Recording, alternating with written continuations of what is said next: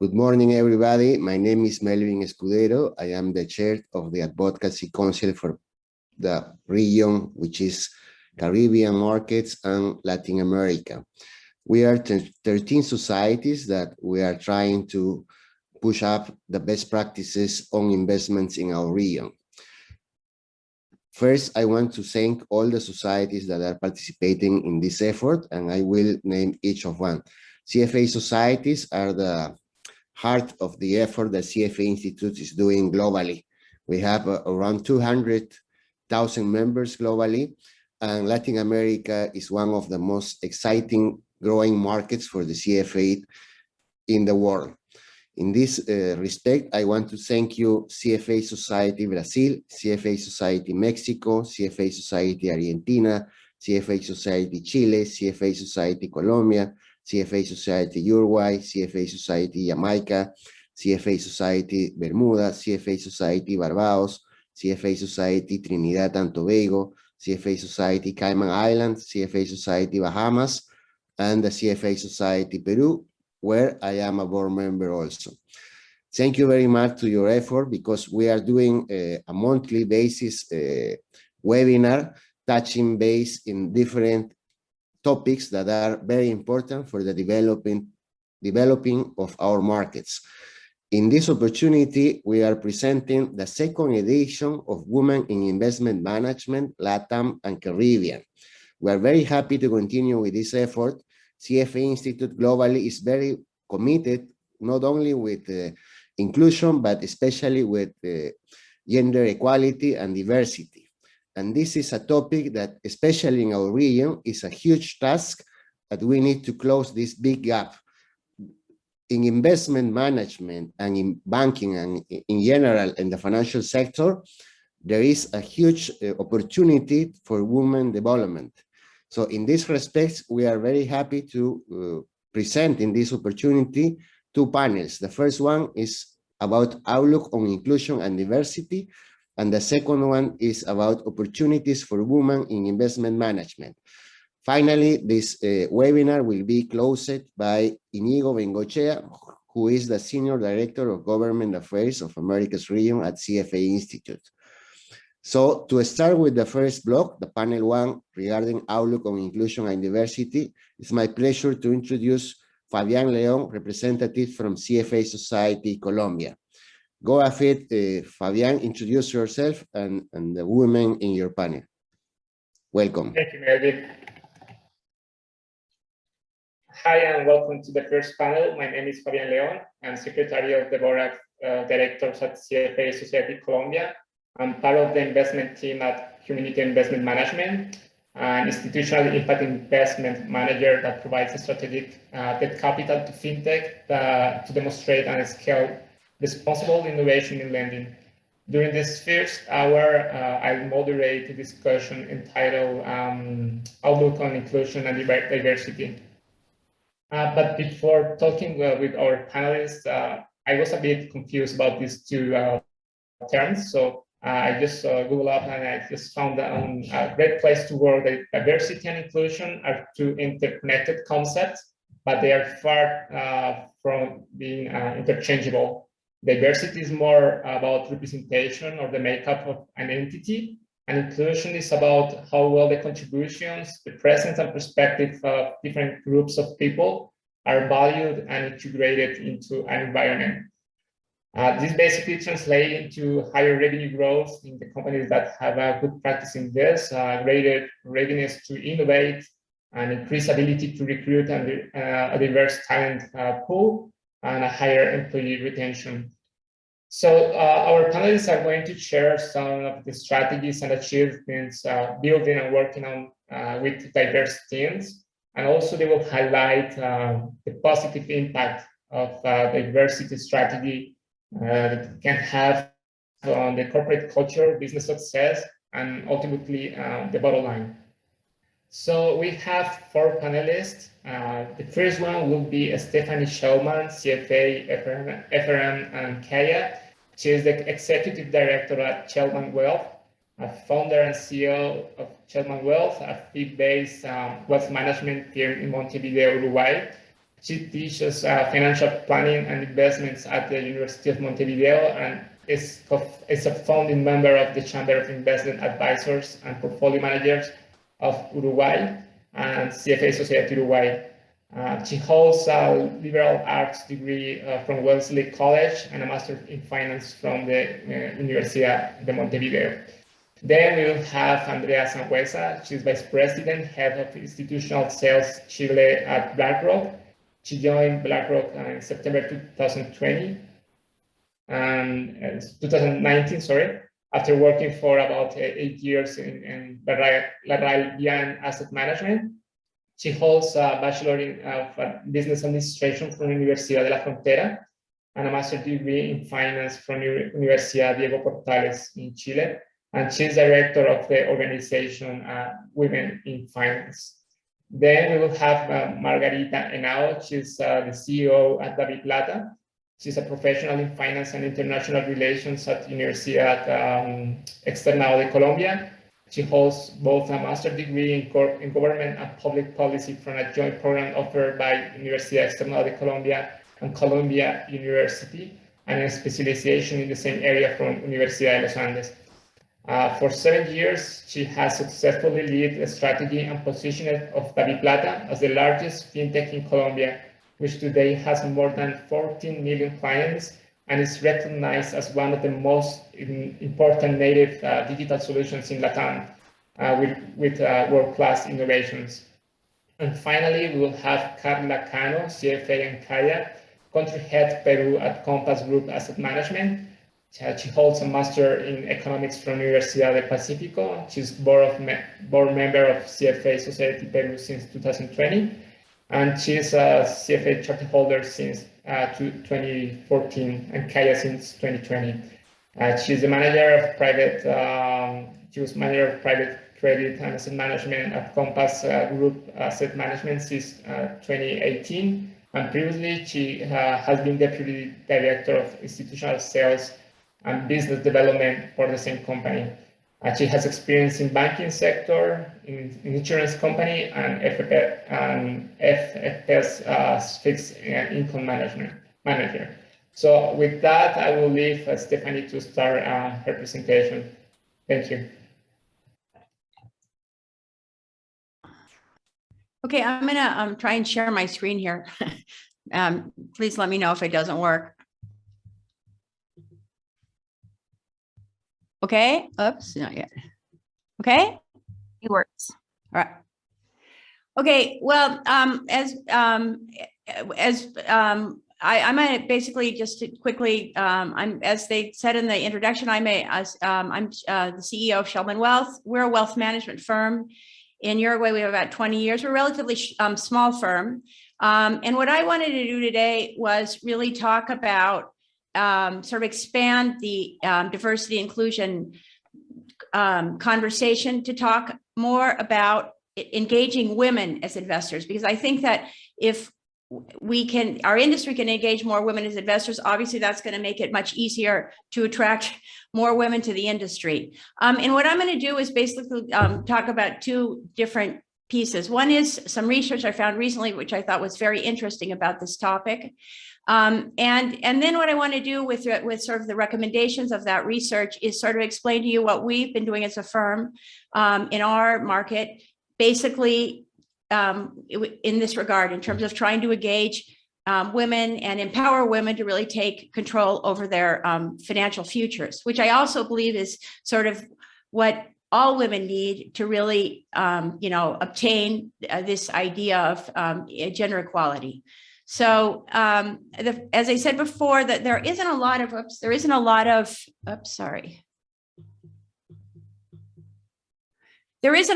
research that I found about that sort of looks at different women and men and their differences in behavior and in investment and attitudes. But I did find this one, which I really liked. It's a report that came out in 2021, and it's a very a relatively large global study where Bank of New York Mellon basically interviewed over 8,000 people in 16 markets. One of the interesting things about the study as well was that it did have representation of Latin America. There was a part of some of the people that they interviewed were in Brazil, and they interviewed basically consumers, but they also interviewed global asset managers, over 100 who are managing around $60 trillion in assets. And basically what this report was looked at is, one, are women engaged? And if they're not, why aren't they? And what one of the main conclusions of the report is that in general, women aren't very engaged in general in the world in terms of in investing. Only 1 in 3 women feel comfortable investing some of their money. And even those women invest a relatively small percentage. Only one in 10 women feel like they really understand investing. So this is clearly an issue, and clearly an issue that needs to be addressed. One of the interesting things about the report that I found was that when they got this information, they then went back to the asset managers and they asked the asset managers questions. And one of their first of all, one of the things they looked at was, well, if women would be engaged as men in terms of investing, what is sort of the commercial opportunity there? And the bank basically, Bank of Mellon Bank came up with a number of over $3 trillion that today is sitting on the sidelines. And this number is not only very large, it's also increasing because more women are working, more women are saving. And also we shouldn't forget that women generally outlive their partners. And so many women will also be inheriting. And the other thing that this study showed was not only was this obviously a huge opportunity for the industry, it was also a huge opportunity for the world, because the other thing that was shown in the study was in general, women are much more focused on investing in alignment with their values. And there's a key interest in sustainable investing and impact investing that benefits people and the environment. So this is clearly an area of the focus, that should be a focus. And so the question really is, well, why is it that if there is such a large commercial opportunity and and so few women are engaged, why aren't we engaging women? And out of the study came another conclusion, which I thought was pretty amazing, which is this. They went to talk to the asset managers, they asked the asset managers, and 9 out of 10 of the managers that they interviewed basically admitted that their default client was a man. So if you think about why the industry isn't engaging women, it's because the industry isn't speaking to women. The remainder of the study talked a little bit about, well, how could we basically begin to think about engaging women? And there were numerous recommendations. These are the 3 that I've sort of picked up on, which I think are the most important. The first was that in order to basically attract women, we have to make the industry more female friendly. The second was this issue of language. In general, one part of the study showed that women in general have a hard time with all the technical jargon. Men are much more secure in general, even if they don't understand what we're talking about, they're more secure to ask. Women tend to disengage. So this idea of how we simplify the language becomes very important. And the final thing is this idea of we're speaking to women's why, which is, why is it that women need to invest? Why should they want to invest? And really looking at the reasons behind their in being engaged in this activity. So that was sort of basically the study that I looked at. What I want to do now is sort of talk about, this is an area that we have been working on in my firm since our beginning, which is we've been around about 20 years. And it's an area which I've always been really passionate about. It's a reason I got into investment management was because essentially I learned early on that learning how to manage my own money was going to be important to me being financially independent and happy. And it's a thing I believe that, we really should be trying to promote with all women. So what I wanted to do now is sort of talk a little bit about what we've been doing, different experiences that we've been having in our firm in Uruguay, which are very much in line with what the general recommendations of this study are. And hopefully this will help others who are looking at doing this, especially women in the audience who are in investment management or who want to be, on things that they can do to basically, trying to expand also in this area. The first thing I think is this idea of making what you do women friendly. And in our case, this is relatively easy because we're a firm of over 60% of our staff are women. I'm a woman, obviously. I'm the owner of the company. My general manager is a woman, and also our head commercial person is a woman. We have men, but the other thing that we find is that the men that are attracted to working in a firm like ours tend to be men who want to empower women. They tend to be collaborative in nature, and they tend to, believe in what we believe is that basically our job is caring for people. So this idea, and we're very proud about that. We talk about it a lot. So I think that's one piece. And then that sort of our feminine side sort of rolls into basically everything we do. And some of the things we sort of focus in as a firm, we are an asset management firm, but we focus a lot on the why, on helping people understand that money is a means to a better life. Talking a lot about financial independence, which is one of the things in the study that came out that was attractive to women. We minimize the complexity. We talk very little about how we manage money, because in general, our clients, it's not what they're interested in. And we try and make everything we do as engaging and as emotional as possible. And one of the areas we do that, we work a lot with this idea with working with illustrations, with art, things that tap into more of the emotional side of clients. I put this image here is the beginning of our webpage, which is basically a webpage of pictures. With the idea that this is much more able to engage female clients, and this has been very successful. We've seen a lot of success with this strategy. The second thing that the study said was we need to simplify the language, and this is also something that we've been working on. I had sort of an aha moment about 6 years ago. I was sitting in front of two clients, one man and one woman, and I was talking about something investing, and I sort of realized at one point that I was the only one talking and that their eyes were glazed over. So I sort of started to think about the fact that I really wanted to have more of an inclusive conversation with people, and I had to find a way to do that. And so I worked for about 3 years in trying to come up with a metaphor, which now we use both in the company, in classes, and in general things we do, which is that instead of talking about investing technically, try and find a way that something else that people know how to do to explain the process. I came up with a metaphor which is basically investing is like traveling in an airplane.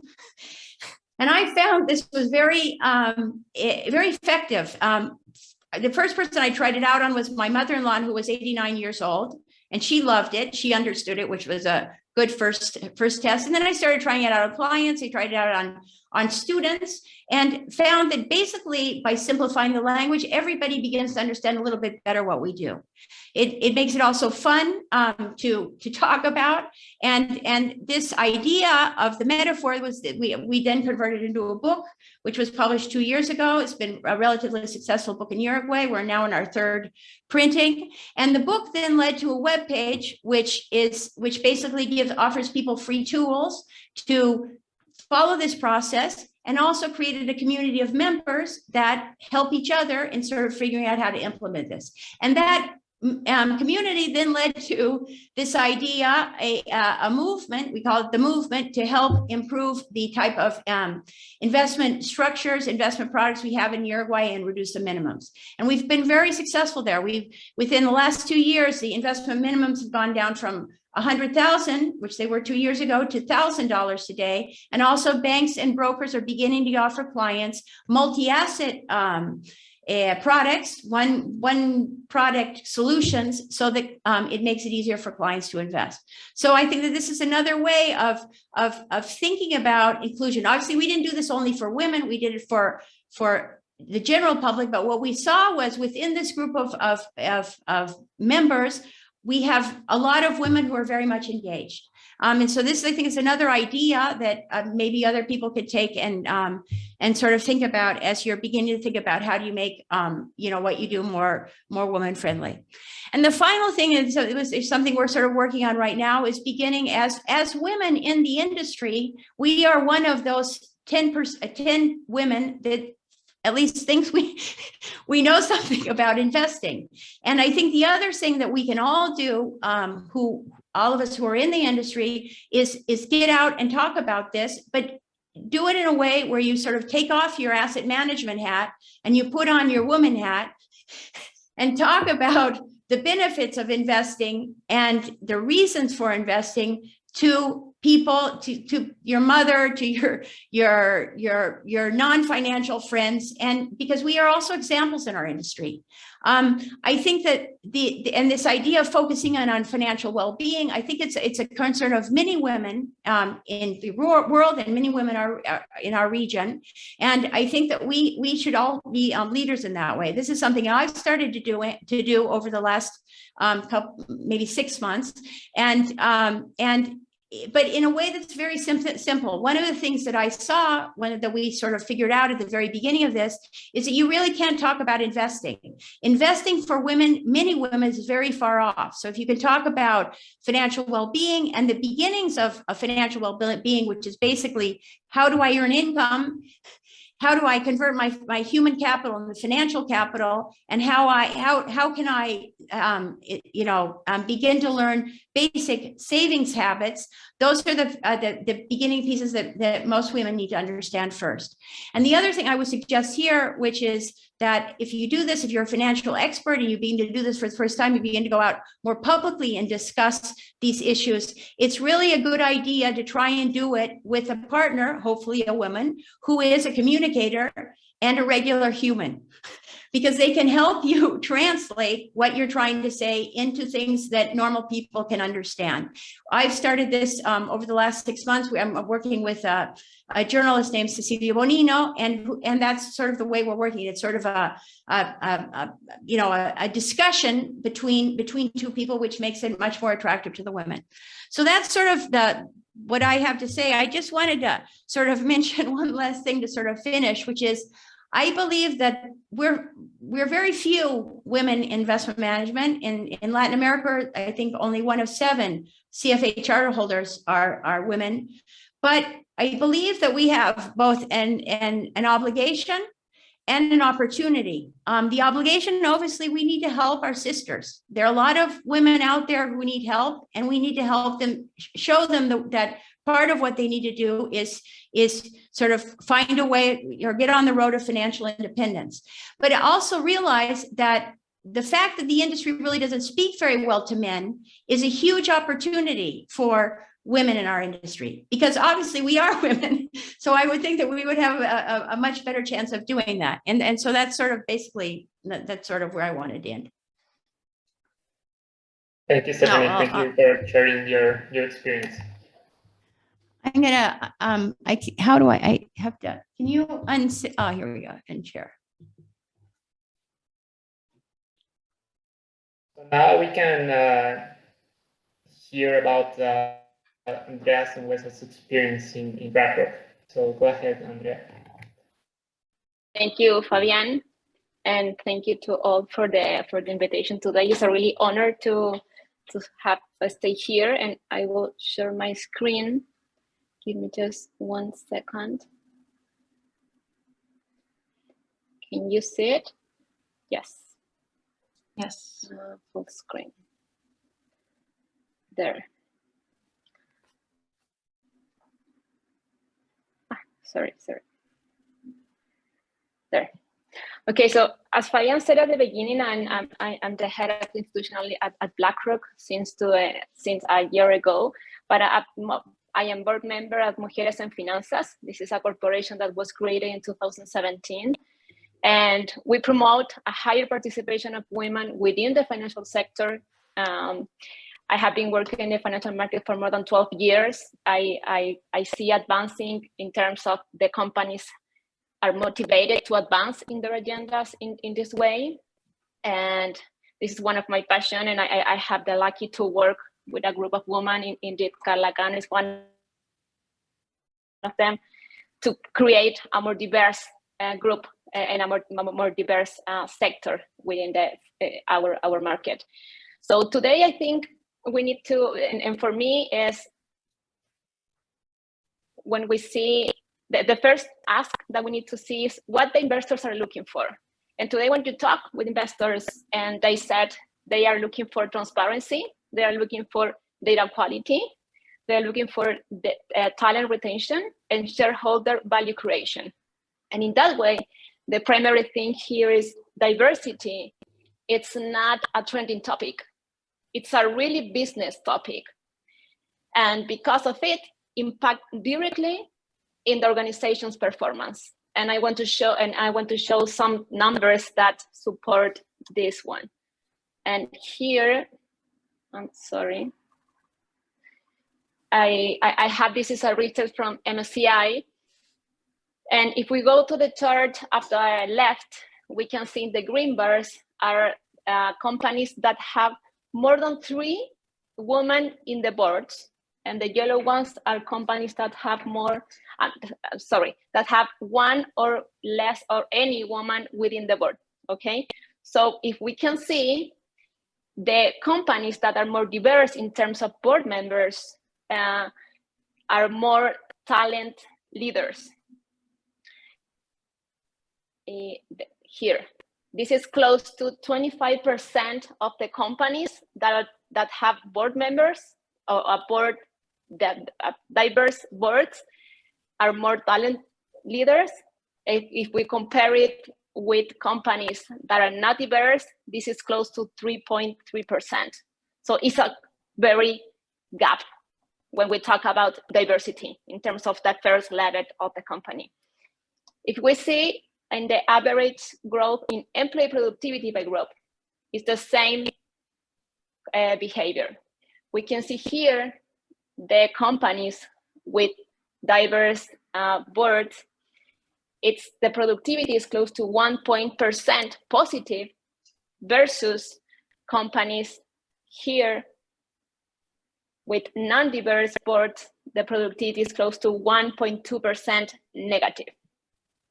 So taking these numbers into considerations, I will like to focus on how we are today in Latin America and how are the numbers here.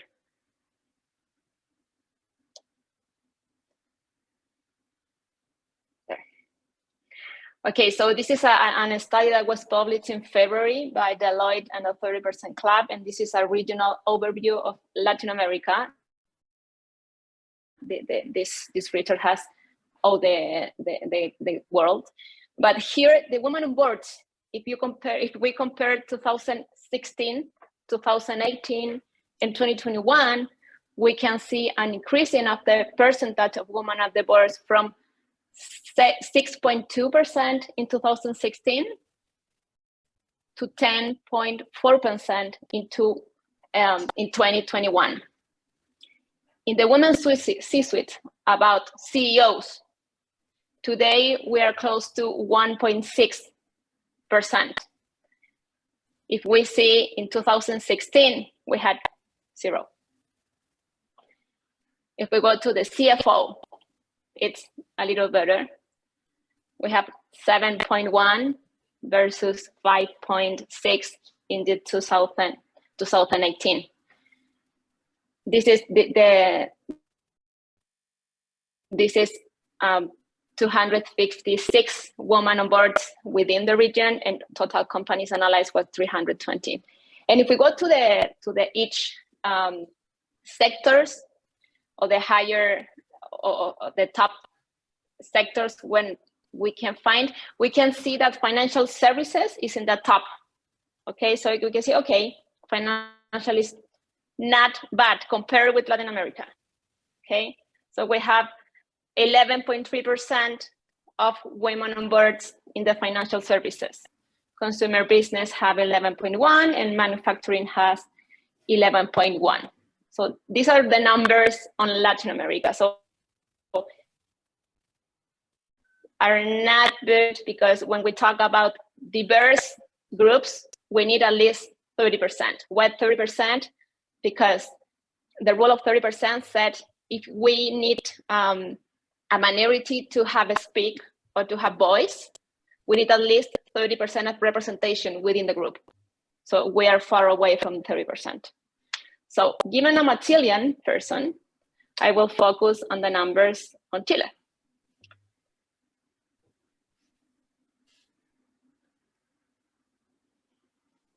Here, so in Chile, we are not so far away from Latin America. In terms of women on board, we are in 10.5%, CEOs 2.9. In 2018, we were 0. In CFOs, we have 3.1, and financial services is in the second place. So I want to take here a moment and try to see that Latin America is a highly diverse region, but corporate leadership hardly mirrors this reality. If we see the numbers, while women represent more than 50% of the population, the numbers that I show you don't represent it, okay? So when we talk about not just in the C-levels, when we talk about, for example, the first line managers in Chile, we have a percentage about 25% of representation of women in the financial sector.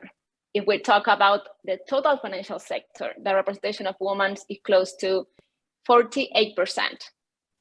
So if we take that number, we can say, okay, we're not so bad.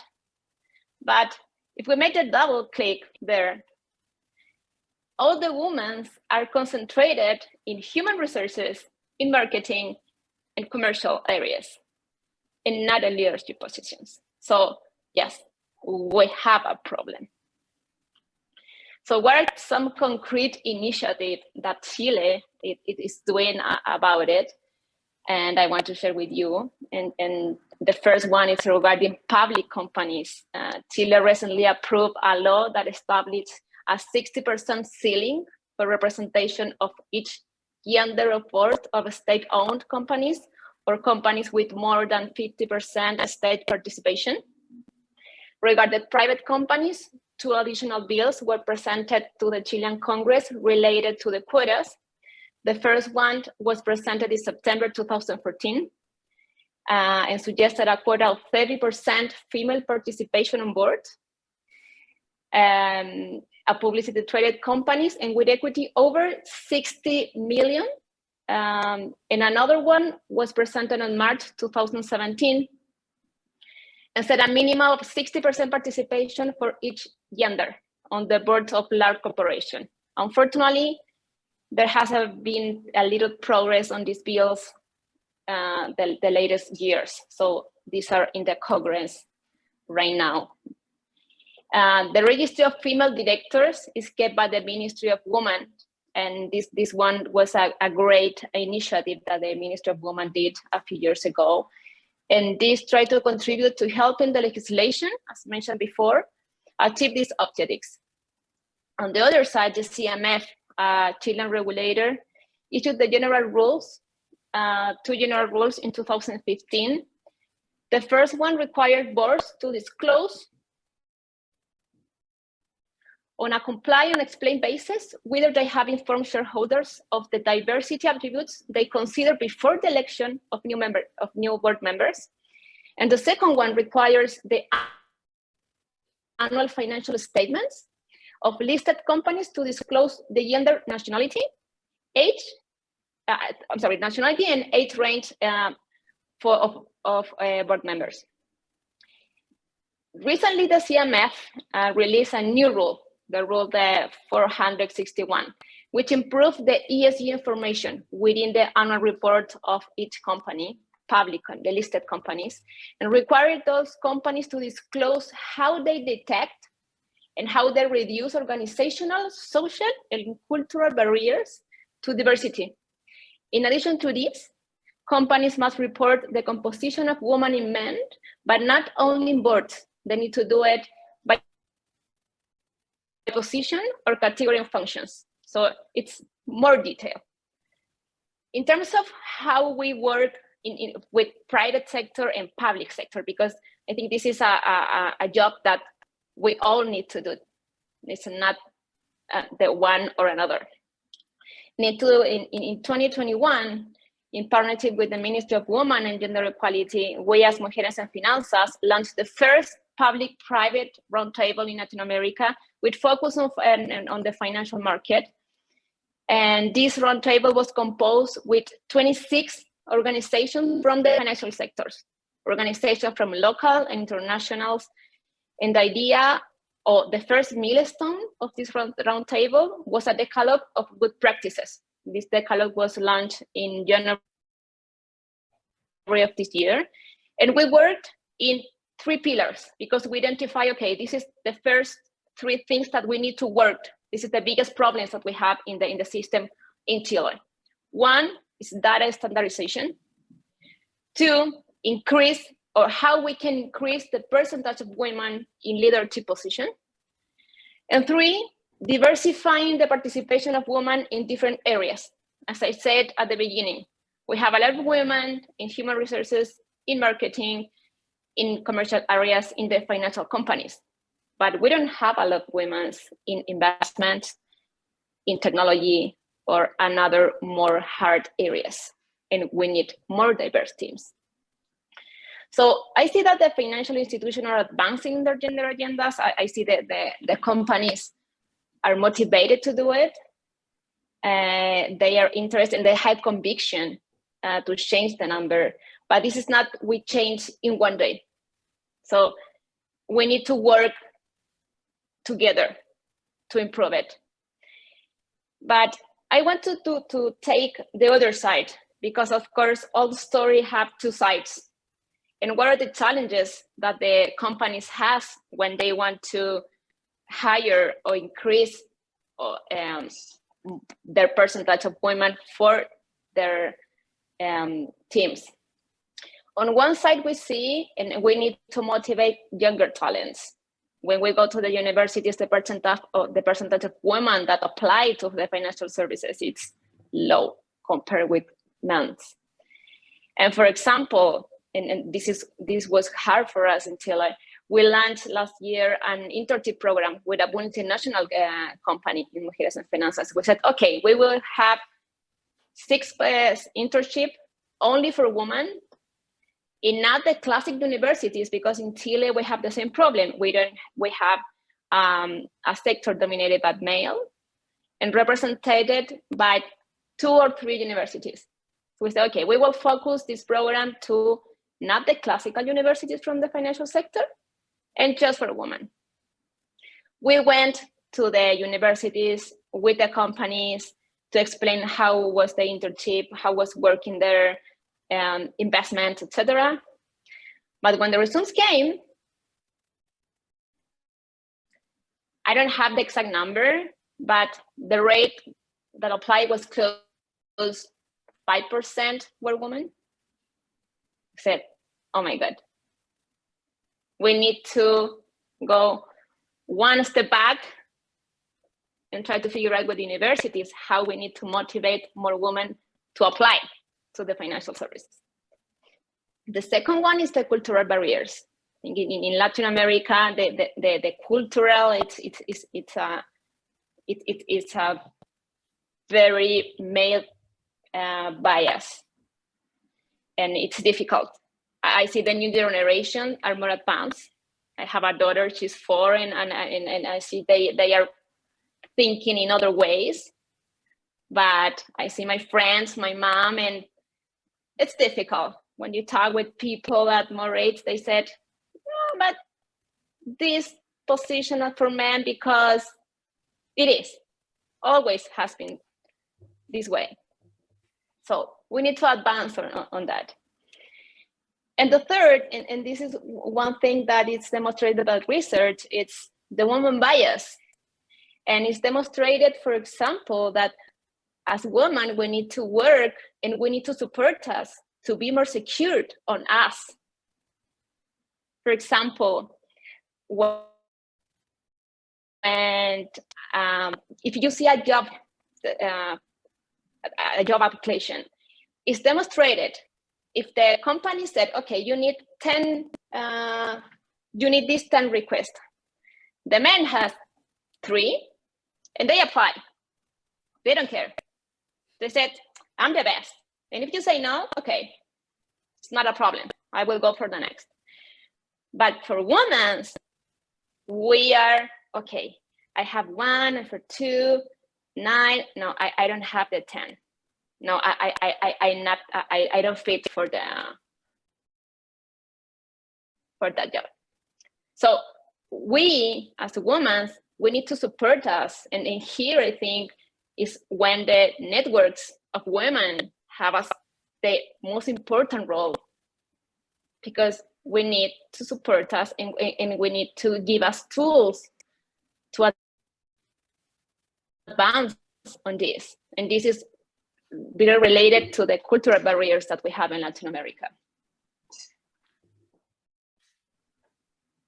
And that is all from my side. Thank you, Andrea. Hopefully the figures are going to increase in the short term. I will see more women in board and seat positions. Thank you. Now we'll have Margarita, who will talk about the Biplata strategy and how that fintech has involved women in saving and investment here in Colombia. Go ahead, Margarita, please.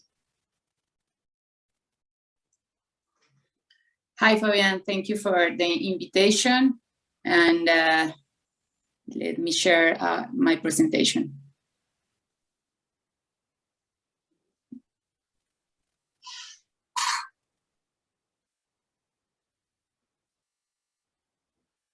Can you show the presentation? It's okay? Yeah, it's there. Yeah. Okay. Okay, it's a pleasure for me to share with you our work for different women in Colombia. My name is Margarita now. I maybe working for maybe 20 years in the financial inclusion in different positions. And now with Biplata, we are very happy with our work, the work of all of my team to promote the leadership for women and to give more skills and for different sectors.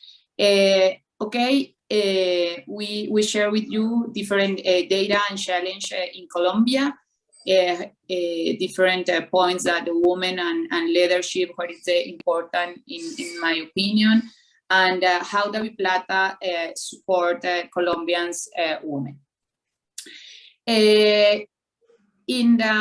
For some numbers, in Colombia, we have we are 24 million of women. We are 51% of the population in Colombia. The other number important, it's the 68% of women are in productive age. And the more concentration, it's in between the 20 and 24 age in Colombia. The gender gaps is in a different sectors. Yes, in education, for example, women have an average of 12 years in education, while men have an average 10 years of education. In the company position, only 4% of CEOs in the Fortune 500 are women. 7% of the top manager position in the country, they are occupied by women. And in the economic income, the wage gap between men and women in Colombia is 12%. And the 50% of women in Colombia work informally. Respect of the family and home, women in Colombia contribute of 77% of the unpaid activities of the care economy. This is a big point, and it's one important focus to pay attention for the different public sector or public policy. There are a very important point. The different companies or maybe organization talk about what is the gender challenge. Finish any discrimination forum, increase female corporate leadership, promoted income equity, promoted female entrepreneurship, promoted the female education and professional development, and recognize and value domestic work, close the digital gap and seek technology empowerment, and obtain certification of gender equality in the company. But we work a lot of in the close the digital gap and seek technology empowerment for the women in Colombia. Other challenges that we identify is in the individual, maybe to work in the skills, different knowledge and risk perception. In the dimension of the organizational, it's requirements and myths or stereotypes, and environment, it's maybe some social factors, cultural values, economical, political, or absence of family support. And in Colombia, what is important to promote the female, maybe Andrea talked about that, but the women leadership in Latin America and Colombia, it's we have a big gap. The percentage of women leading in a company in Colombia, it's only the 26% with the last information for the ranking part 2020, and the percentage of women and men in different positions inside a company in Colombia, you can see all in the board director, it's 24%, CEOs 26%. But in the different levels, it's more fair, maybe in the level 4 and a level 7. But we work in that, yes, to give another to increase that percentage. And I think that it's necessary that the companies identify these key moments to promote a woman's personal life and professional career. I think that it's our responsibility to understand what is the different moments, and from the financial sector, for example, to build, to create a different services or products to really for different moment for the woman. It's very important because it's maybe to do that, it's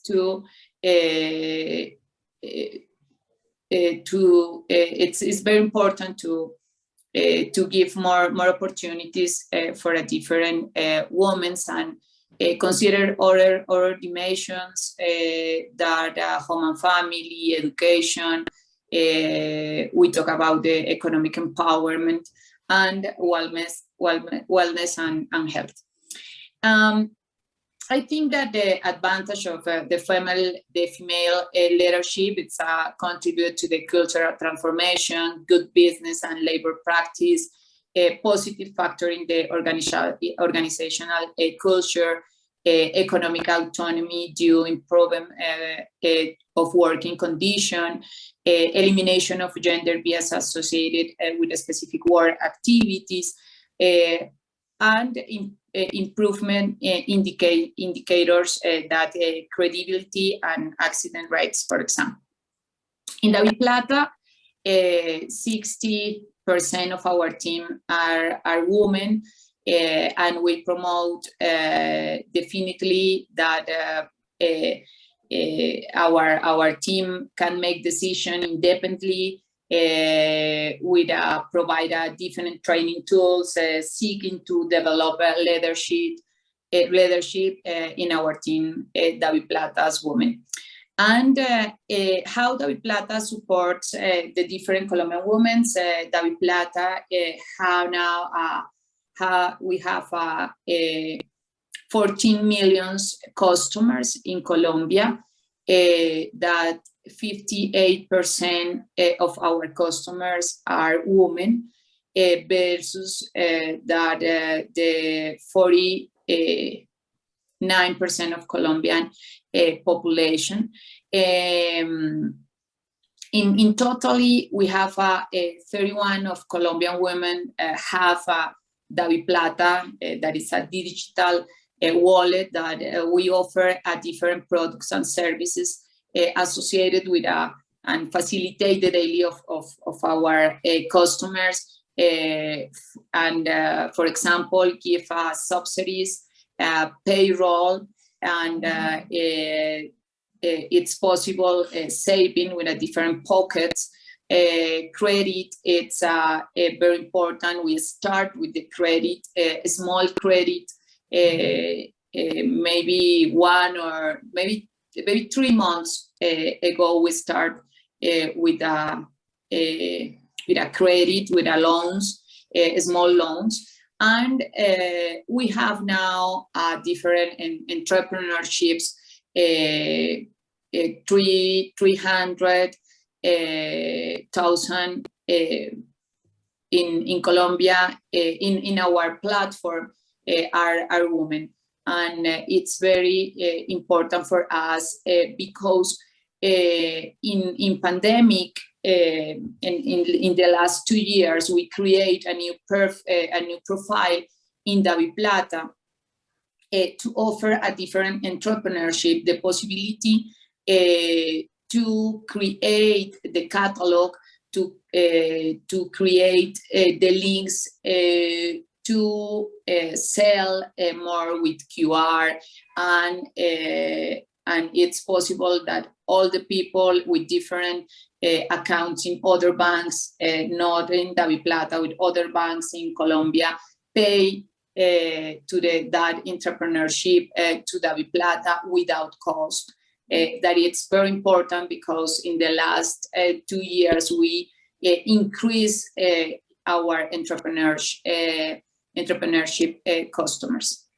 In a specific to the government payment subsidies, David Plata for 10 years becomes an ally for the government for the payment for these subsidies that supports the Colombian family, and the speciality for the mothers who are heads of their family. With David Plata, that woman received the subsidies without any cost, with large coverage, money withdrawal, and access to more products and services. And we have a specific program with financial education, with conference, integrate of the children in the learning personal finance, and send a different SMS messages to different tips for financial education for all that the women. And specific for women entrepreneurship, we have a beautiful example in Usiacurí. It's a small town in Colombia, who are handicrafts in Palma de Iraca, are development as the main activity, and we start an ecosystem program with the school, with the mayor of that Usiacuri, and all the artisans to create that ecosystem. And we work a lot of in a digital adoption for payments and savings, and really have the better management of their money, and this program supporting the growth and development of that their business. And for the last, our purposes continue or to work in the construction and inclusive value offer for all women in Colombia. Thank you very much. Thank you, Margarita. With that, we see that it's important not only to work on the professional women who are in the financial sector, but also of those who benefit from services provided by the industry, right? So finally, we have Carla Cano, who will talk about what is happening in Peru. So go ahead, Carla.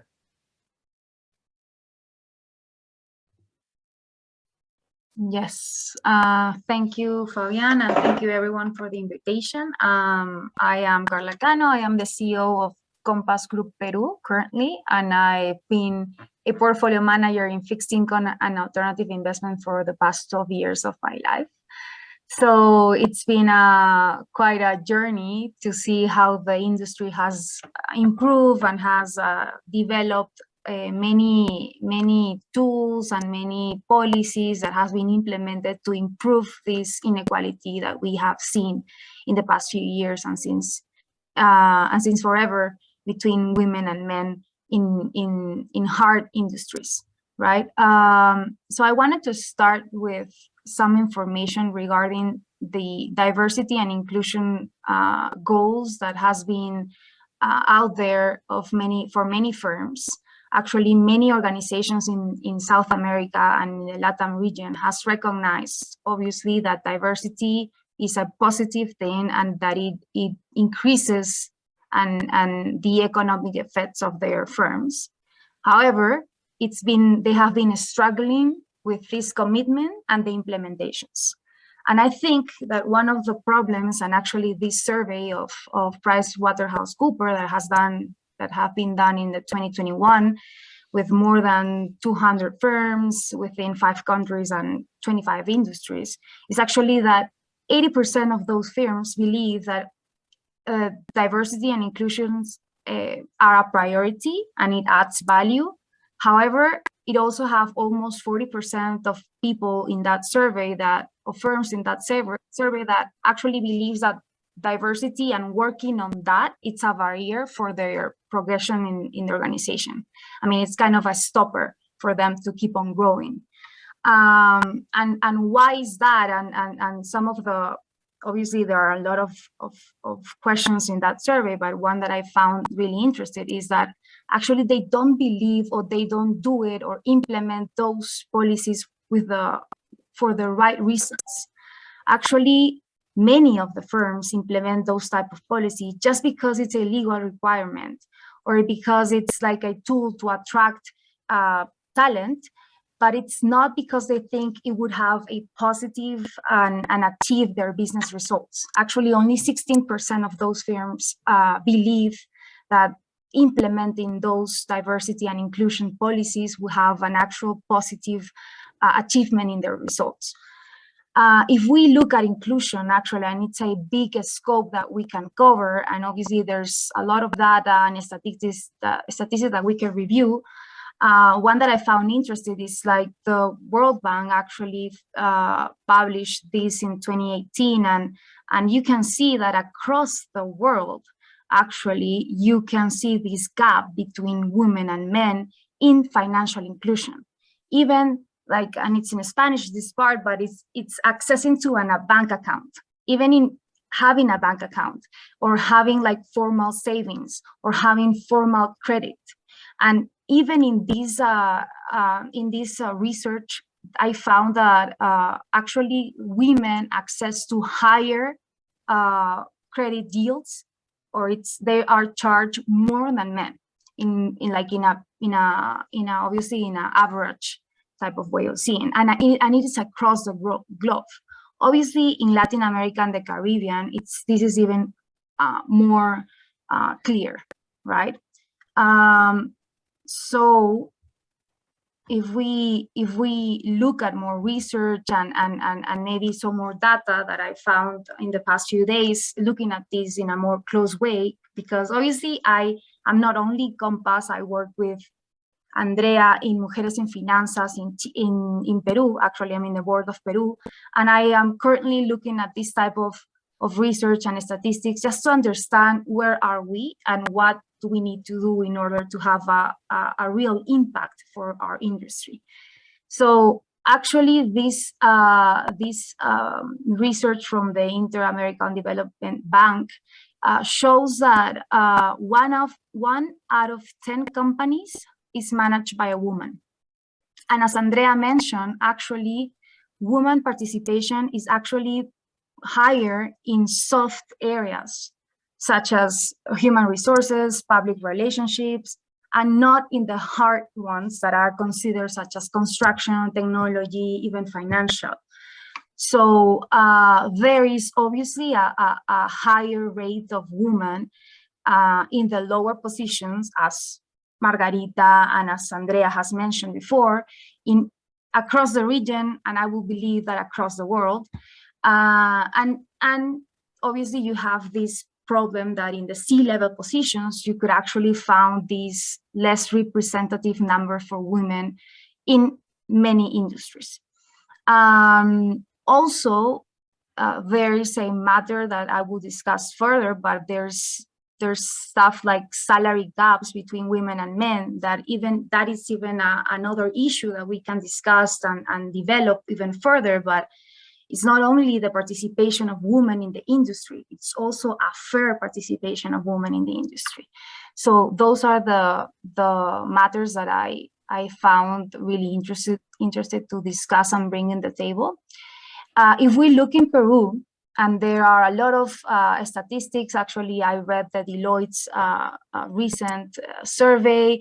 I had one from Women CEO Peru, that it's an organization that also have like this objective and goal to close this gap between women and men, that has worked with the University of La Católica and PricewaterhouseCoopers, and they have updated the statistics that actually in Peru, the C-level positions that are run by women is only 32% are women and 68% are men. In the CEO position, as I mentioned before, and I would have expect these statistics to be the way they are, even like, because this is done every 3 years. So we have improved, but we're far from having a fair representation in this type of responsibilities. So in the CEO positions, you have 14% that are women and 86% that are men. And in boards, this is even less representative. We have less than 10% that are women and 90% that are men. And actually, if you do like a zoom in these statistics, in at least in the board's position, you can actually find that many women have like 3 or 4 boards. So actually the wide that it's like between the women in Peru or the highly educated women that could actually have a position in boards is less fair, because sometimes it's just the same one being in like 5 or 3 boards and not open this to other women that have like, or probably have a good potential to be part of this. And actually these statistics worries us, not in the sense that we have to get a quota. It's not about having us like just 50% women and 50% men just because the population has those numbers. It is because, as Andrea mentioned, and she started with this, it's actually the diversity that again, I think it's critical, and it's really important that we implement this type of policies and stuff, that we increase diversity in any different position of our firms, because it actually, and it's like, and it's been tested, and it's been like, there are many research that can actually states that it adds to the firm in terms of even the bottom line. These discussions and having diversity, not only in gender, but in age, in backgrounds. So now we're discussing gender inequality, but actually it's diversity as a whole thing. And actually, if you look at Peru, the COVID situation, actually, it kind of worsened the scenario. If you see some statistic, the INE actually published that only in May of 2020, almost 550,000 women lost their jobs, and it's almost 2 times more than men. And this is because COVID for women was really hard to balance family life and work life, working from home. So actually, these statistics, if we will review them in a few months from now and have the 2022 picture, I think we won't be better. Some points that I wanted to discuss too is, like, many firms, and actually across the globe, we have these ESG efforts coming in. We have this ESG focus that we're trying to implement in our firms, and obviously it has been demonstrated that it actually, again, adds value to our firm, to our society, to our world. I believe that environmental and governance are quite well covered, or it's more clear to have like good policies implemented, like measurable policies that we can discuss. Actually, many firms have worked very good in environmental efforts and governance. Even the public sector is really asking to improve the governance of the firm, obviously. But within the social item or the social matter, I think we need to do more. We're far from having like clarity of what social means and what we can do within that matter.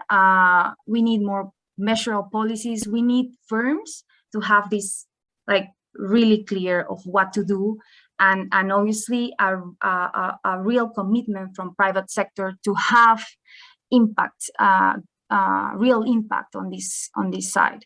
I found a really interesting case, actually, and Margarita, I didn't know about David Plata, but I think it's a good example too. But in Bancolombia, for example, you can find, and I read an interview from its CEO, and he said that 62% of its employees are women. And when he looked further, he found the same problem as we have been discussing. Only his direct reports, only one was woman. And within its board, only 16% of its board was women. And actually, as Juan Carlos, the CEO of Bancolombia, he has been there for 5 to 6 years, and he has been working on increasing these numbers. He started below 10%, now is 16%, and he wants to reach up to 20 in the short term. And actually, he mentioned this study and commitment and corporate commitment that has been done in England. Actually, that firms in England has compromised to have at least 30% of their board to be women. Why 30% and not 50? Well, at least you can start with 30 and you have a better representation that we have now. But if you like go further into these statistics, he found the same, that it's really different within areas of these financial service firms. Actually, an example that he mentioned too, and that I found really good, is like firms or banks and financial services firms are getting or are trying to make an effort to make this impact through their jobs. And what do I mean by that is, like, for example, I found this gender bond that they issued. And what this is gender bond means is, like, it's a $50 million bond that actually promotes business that are led by women. So this type of efforts of having like a really quantitative goal of, you know, I'm going to make a $50 million issuance to support business led by women, or these credit lines are going to be approved for small firms that are led by women or in specific areas or whatever. This helps you. And to finish with, actually, I think COVID experience and these past 2 years where we have been working, some of us 100% from work, some of us half and half, or whatever our firm's policy are. I think this experience could be an opportunity to implement flexibility on firms. I think it's been like a really hard paradigm or like a statement that you cannot work from home. So women were forced to choose whether to start the family and stay home or really keep on gaining responsibilities. Andrea mentioned something really interesting, like we don't have, I mean, it's even on us the problem. We do not apply for works, even if we don't accomplish all the requirements, or even because we don't want more responsibilities, because we know that having more responsibilities means a trade-off from our family life. Because if you look at a lot of statistics, you can see that obviously the family work hours is, I don't know, 70% women and 30% the parent. So I think COVID, we can, as firms, try to use this experience to keep the flexibilities on working and understand that we can keep talent from female talent with these flexibilities that have a more balanced life for women. And obviously, as I mentioned before, I think salary gap should be another discussion, because it's even like a big one, but it should be addressed. I think this is a public and private effort too, because people needs to keep on, or to start measuring it, and to have that information, I don't know, public to their employees, or I don't know, many firms that are in many indexes from, you know, the equity indexes and stuff have public shares. Maybe it's something that it should be measured in our regions, or in my country at least. And because with this transparency, I think once you do the exercise and realize that it actually exists and it's a big one, then having it at public, it would just make more pressure for firms to start working on it.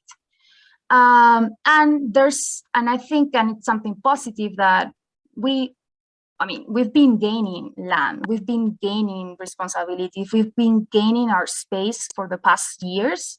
Myself, I have many opportunities in the past to increase my responsibilities, and I am really glad that I took them, and that the company that I work with actually gave me the opportunity to do it. And I think now, as leaders that we need to compromise ourselves, not only like hiring women, again, not just because we have to, I mean, just looking for fairness in your hiring process, not just disqualifying women because they are, but with the same capabilities, with the same soft skills, then you should like try to have and reduce this gap within your firms, and also be part of different efforts that are already in place. I am so glad and honored that Mujeres en Finanzas, that was like founded in 2017 in Chile, actually asked me in 2020 to start this in Peru. And I believe that is something that, as leaders that has had the opportunity to actually raise on our firms, then we need to compromise and start doing something for the others and for the other women that are just starting their careers. Or as Andrea said, like they're not even know how to study or are studying finance or not. So efforts through different organization or not-profits organizations that are already in place, and try to make a difference or impact on those type of gaps. As I mentioned, I work in Mujeres en Finanzas, and we've been trying to set up different programs implemented in Chile and in Peru that actually tries to cover different subjects and matters that we believe are going to help to increase the participation in women, not only, again, in the sector, but also in C-levels. Networking, support systems, and having like workshops and giving resources to women for hard skills, for soft skills, is something that we need to start doing and working on. So I think that will be my final conclusion or thought, is like we need to get compromised and start doing something for, ourselves, not just waiting for everything else to happen. And I think and I hope that private and public efforts keep coming, and let's see what happens in the next few years. Thank you, Carla. Quite insightful and enlightening ideas. So finally, we'll have a short round of questions. So I will start with one that actually Andrea mentioned about self-confidence when applying to a job, right? When you gave the example of men that just met 3 out of 10 criteria, they applied, but for women, it was not like that.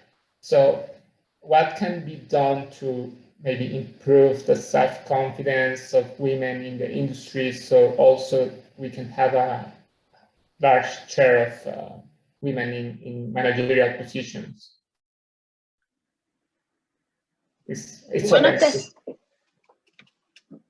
One of the things that we are working on that line in Mujeres en Finanzas, it gives tools to women to how to face, for example, interviews. Okay, so give them more security. We work with headhunters and give them workshops and how they can feel more secure to apply, how they can work in a better resume, how they can have a better LinkedIn, because the LinkedIn today, it's the better tool for work. Another thing, and I don't know, it's in each country it's the same, but in Chile, the networking, it's very important. And here for men, it's more easy because they have the soccer game, they have the happy hours, and for us, it's more difficult to make networking because for us, it's most difficult. And we are putting a lot of effort in Mujeres en Finanzas to build this network, to connect women, to try to build this network and have this women connected within each other, share the different histories, share how they face different situations. And I think that things help to the women. Another thing that we discovered and we are working on is the visibility of women. For example, for women that like us and in the first position on the first line, we have visibility. But for women that maybe are in the mid levels, they don't have visibility. So we need to give them. If you give visibility to women, they feel more secure.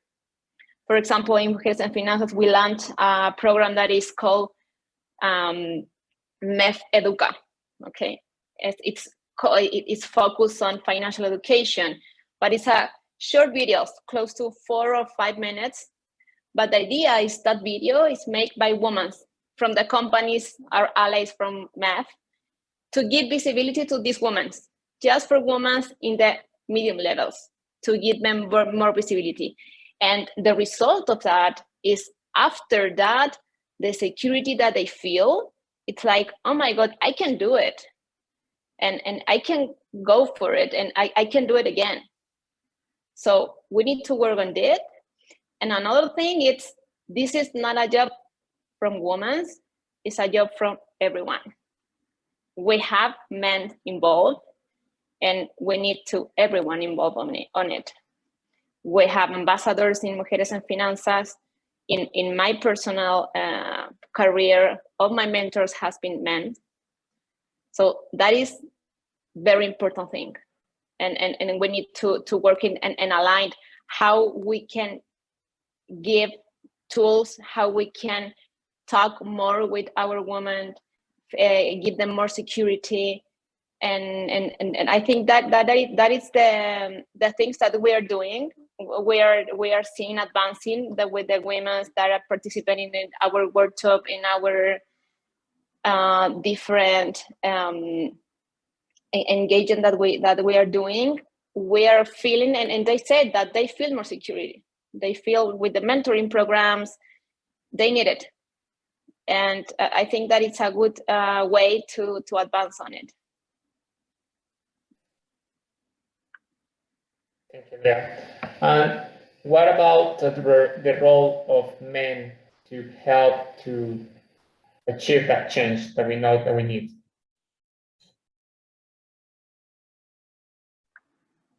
Sorry, can you repeat it? Sure. So we know that as men, we have an important role in that change. So what should men do to help to facilitate that change? Be more involved first. Be more involved. It's not question of, you are not helping. You are part of the situation. You are part of the problem, and you are part of the solution. Okay, so if we want to advance, we need to have a group. And for example, when we talk with companies, and when we try to make webinars, or when we try to go through talk with the universities, for example, to motivate younger women, we try to bring more women and men, because we show that the men are involved with this, and they are engaged. So it's like it's not just part of us. It's show that all the men are involved. The men that we have as ambassadors are always talking with us. How can do it more? How can help you? They are open us doors. And the other thing, it's if you see the C-levels, or if you see the more members, of course, we saw the numbers are leading by men. They can put this topic over the table, because we're on a stage of conscious. We're on a stage that we need to talk about it. If we don't talk it, we can't advance. It's like the marriage. You don't talk, you don't have communication, you cannot advance. So the first stage is to be conscious. This is, as I said at the beginning, this is not a trending topic, it's a business topic. And as Carla said, diversity is the final goal.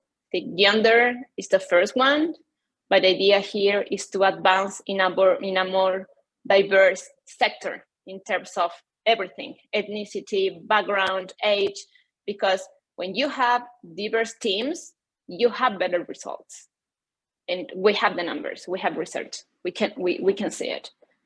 So I think then, for me, it's one of the big things that men can do is put the topics on the table and talking about it, show the numbers, and say, dude, we need to advance on it. Thank you, Andrea. So I know some of the panelists have other meetings, so the time is up, actually. So I would like to thank all the panelists for the great ideas, the experience, the statistics that you share with us, and hopefully we'll see the figures of women in managerial positions, at C-level positions, growing in the whole Latam and the whole world, and hopefully us as men can make that much easier. we know that the whole the society will much better with a higher involvement and participation of women in society. So thank you very much, and I will give to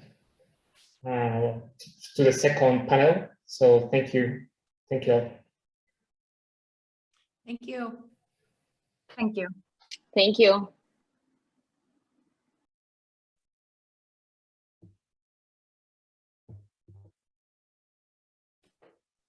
So good morning, everyone, and welcome to our second panel discussion this morning. I am Crystal Rodriguez-Greaves. I am the Chief Risk Officer at the Trinidad and Tobago Unit Trust Corporation, which is the largest mutual fund provider in Trinidad. In that role, I am currently responsible for the enterprise risk management and compliance frameworks at the corporation, and I've held leadership roles in investment management, enterprise risk, and compliance. I am a CFA charter holder. I also have a BSc from the University of the West Indies, and I'm also a director and secretary on the Cfa Society of Trinidad and Tobago. So I am pleased this morning to be your moderator for this session, which is titled Opportunities for Women in Investment Management. As we heard in the previous panel, there are numerous surveys and research findings that have shown that women are underrepresented in the workplace in most countries.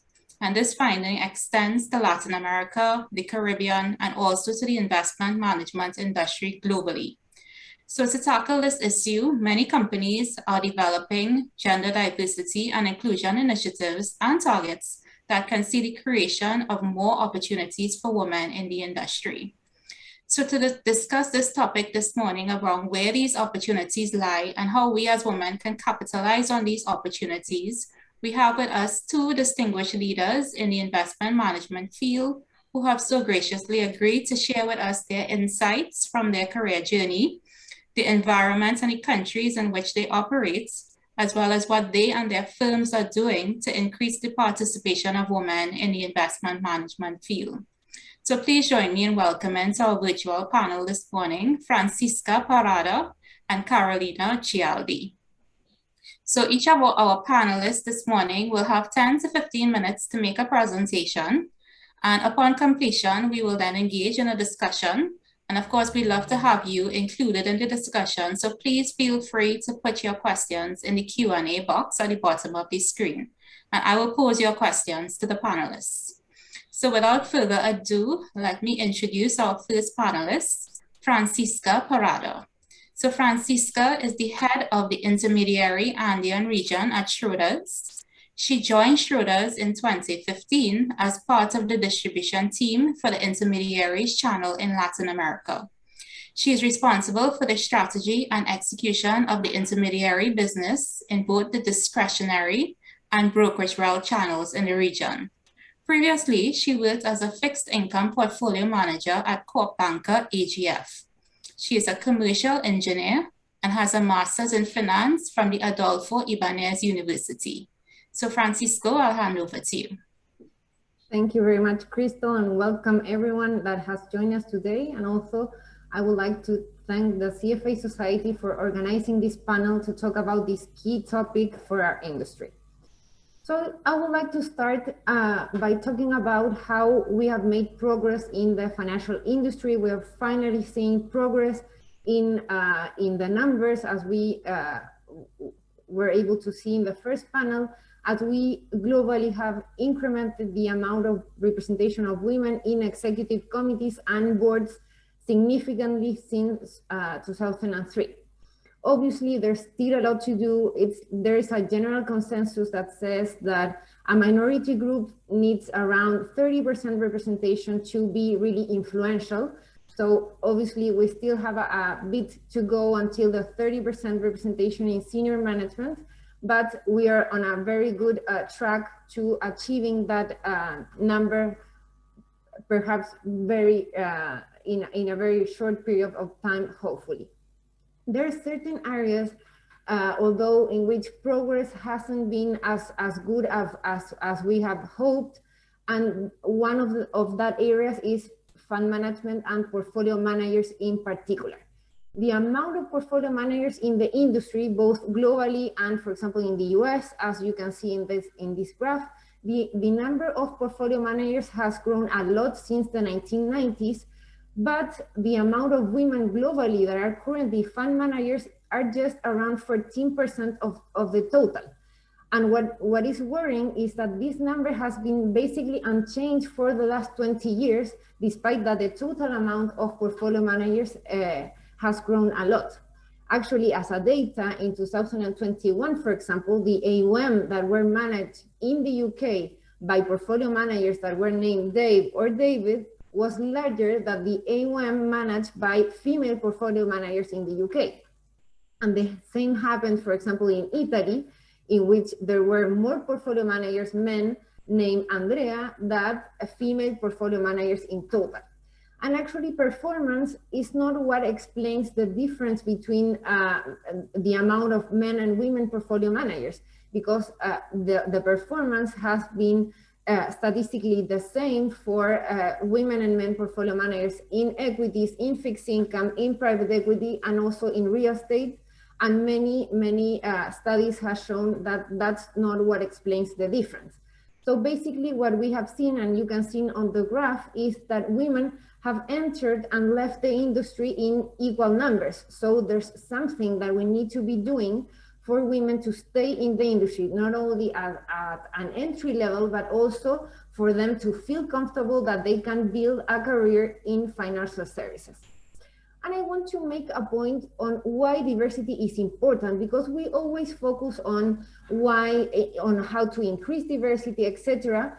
But I think it's important for people to know why it matters. I mean, not only, for me, it's because it's right. It's the right thing to do, that women have obviously the same opportunities than men, but also it has a positive direct impact and positive correlation with organizational performance.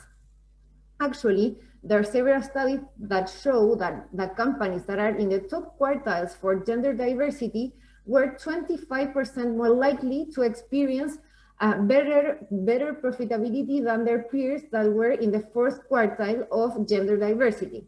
And actually, this number has been going up because it was around 15% in 2014 and 21% more likely in 2017. So obviously, the market is moving in a way in which diversity is getting more and more important and having a direct impact in company profitability.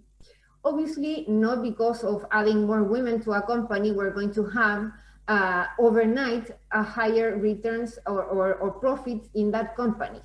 But there are several factors that explain this difference and that explain why companies that are more diverse are in general more successful. And the first thing is what you can see there in blue that says that diversity obviously increases the sources of talent, because talent management is obviously key for companies and especially for our industries in which people makes our industries. We don't produce shoes or something that is physical, so we need talent to be successful in the financial services. So diversity in a world which is highly competitive and in which we have seen that we have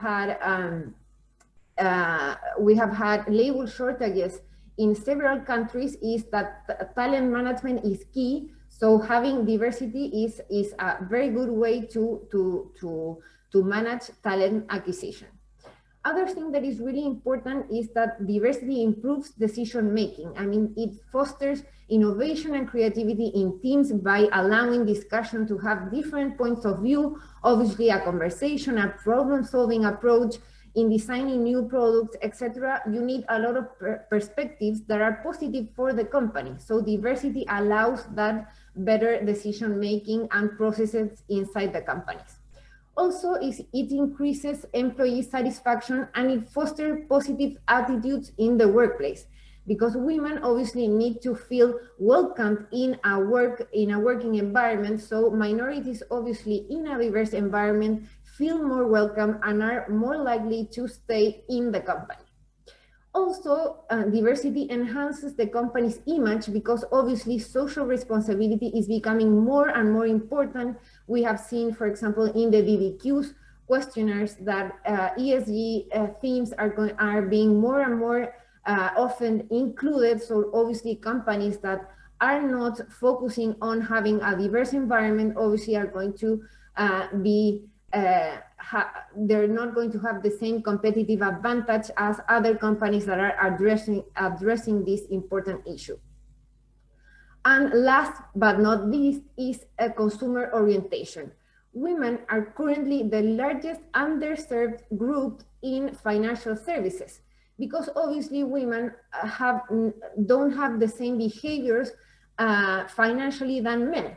We generally live longer, between 6 and 8 years more than men. We have higher medical expenses. Women's salaries, for example, don't follow a growth path as men, because sometimes in our childbearing years, for example, we take breaks, which is totally fine, but obviously you need to consider the difference to design financial programs, insurance, and other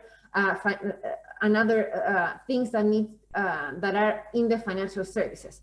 So considering that women represent right now 40% of the global share of wealth, and they control 2/3 of global household spending, we need to really understand women's needs, because studies show that there's around 700 billion in revenues per year that the financial industry is missing for not understanding really women's needs and targeting products directly on them and according to their needs. Actually, in the wealth and asset management, for example, business, women invest in general most of their savings in cash, while men generally hold stocks and bonds. So if wealth managers, for example, designed programs that were more similar to men, adapting obviously for women's needs, they would have around 25 billion extra revenues per year for changing this. So it's really important that we need diverse teams, because obviously for addressing women's needs, we don't need all women teams or all men's teams. So we need diverse teams to share ideas and to design the best products and services that meet women needs. So what can we do, not only as a firm level, but it's important to address this issue as an industry level. We should attract more talent and strive to keep the women in the industry and for them to be able to build a career in financial services. So the first thing is that we should collect and track data and set specific targets, because what gets measured gets managed. If you don't have really an idea on how are you progressing, on how things are working, what's not working, it's really difficult to make progress. Companies should try to implement the best practice in hiring and also in promotion to ensure that women are receiving a fair treatment. Also, we should hold our leaders accountable, senior leaders and also managers, for diversity progress, because if we are saying that diversity is a key issue in a company, we need to treat it as any other business priority, that is making people accountable for it in their goals. Also, companies which had done a very good job during the pandemic on employee well-being should continue supporting employees with flexibility, equal parental leave, and other measures that help women have a better day-to-day experience at work. Also, managers have a key role to play, because obviously they model the work-life balance that is expected from their employees. So they are basically the example of what they can do at work, both men and women. Role models are really, really important, and managers obviously play a key role on that. Also, they make sure that performance is measured correctly by, obviously, performance needs to be focused on results, not on where people is working or when, but on the results that a person is adding to the company. And lastly, we need senior level sponsorship and high employee engagement for because if senior managers are publicly showing their support for diversity, obviously it makes people feel more attractive to contributing to this cause. And finally, conscious of time, I want to talk a little bit more about what we have done at Shoulders in regards to diversity. So the first thing is that our global representation currently is of 42% female and 58% male employees globally. We have made a lot of progress in women representation in senior management, and we achieved our target of 33% of women in senior management in 2020, and we set a new target by 2023 of 35%. Actually, we have made a lot of progress also in our Bloomberg Gender Equality Index score, improving 4% since our 2021 score, because we took some of their advice in improving our parental leave policies. So we increased 4% to our current score in 2022 of 77%. So for us, our vision is that our workforce needs to represent the communities in which we operate, for people to have a sense of belonging to Shoulders. So we're passionate about our data. I mean, transparency is really important for us. Shoulders published their gender pay gap data year over year since 2016. So that way we can track our progress, and we set clear and realistic targets on what we want to achieve, and those targets are public. We also held our senior management accountable for the progress that we are making as a company in diversity. We also have a fair pay for performance model in which we make sure through annual reviews that gender and also ethnicity has nothing to do for the way in which people is being compensated at Shoulders. We also have employee resource groups because they are really important in obviously promoting the diversity inside and outside Shoulders. We also have early career and returnship programs for people that maybe left the industries and were not working for around 18 months. And also in Asia in particular, for example, we are working with institutions that are called moms at work, for them to come back to the industry after having a prolonged maternity leave.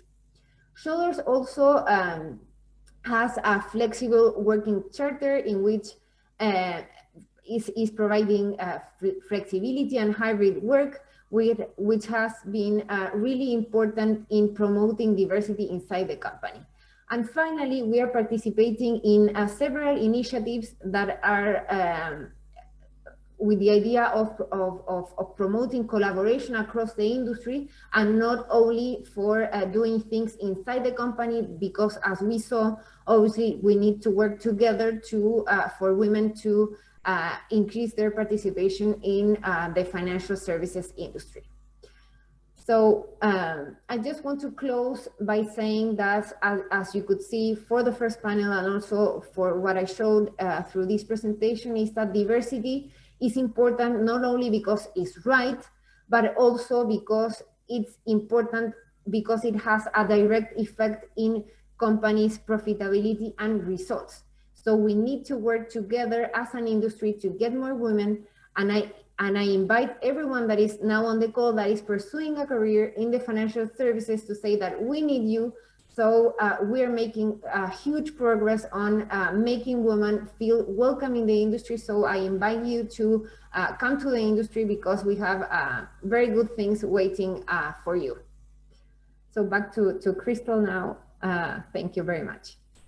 Thank you, Francisca. And I mean, we always talk arbitrarily about, you know, the value that we as women could bring to the table. And you actually put a dollar value to it. You know, there's $700 billion on the table as to what we could actually contribute as investors and employees in the financial services area. So thanks, Francisca. And I'll now take you over to Carolina. So Carolina is our second presenter, and she is an economist with 8 years of experience in the Argentine capital markets. She's currently the head of international client sales at Max Capital, and she's been in this role since March 2021. Previously, she was international sales at BTG Pactual Bank, And prior to that, she was an Argentine fixed income economist and strategist at BTG Pactual and at Puente Sociedad de Bolsa. So Carolina, I'll hand over to you. Thank you, Crystal, so much for the presentation, and thank you all for the invitation. I've worked in the industry for the past 10 years, and in my experience, women are well received in the Argentine investment management industry. As Crystal said, I currently work as head of sales and trading division covering international clients at Max Capital, which is the largest non-bank broker-dealer in Argentina, measured by volume traded. I was awarded the position irrespective of me being a woman or not.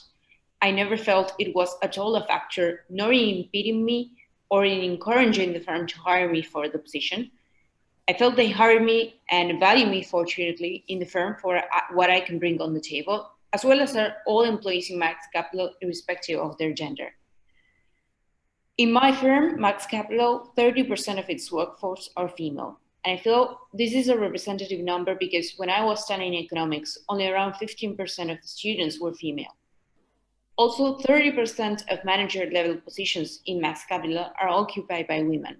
I think this is just a coincidence in the sense that the women that occupy those positions truly are high caliber professionals who are ideal for the job and well respected by the firm. And I also view them that way. In other places that I worked for in the past, I did not feel being a woman put me in an inferior position in terms of being appreciated for my work. However, my colleagues in other places that I worked for in the past were also predominantly men. And definitely at least 70% of the employees in those other firms were also men. So it is definitely an objective factor that there are less women than men in those places. Similarly and importantly, I think, in my case, being a salesperson for clients abroad, mostly the US and Europe, it allows me to compare a bit regions. I know my relationships with clients in the US and in Europe. I also find them to be predominantly men, with women being even a smaller proportion than what they are here in Argentina. I'm quoting that to mention that on a regional basis, I do not think women in asset managers in Latin America, at least particularly in Argentina, are worse off in comparison to these developed regions, US and Europe.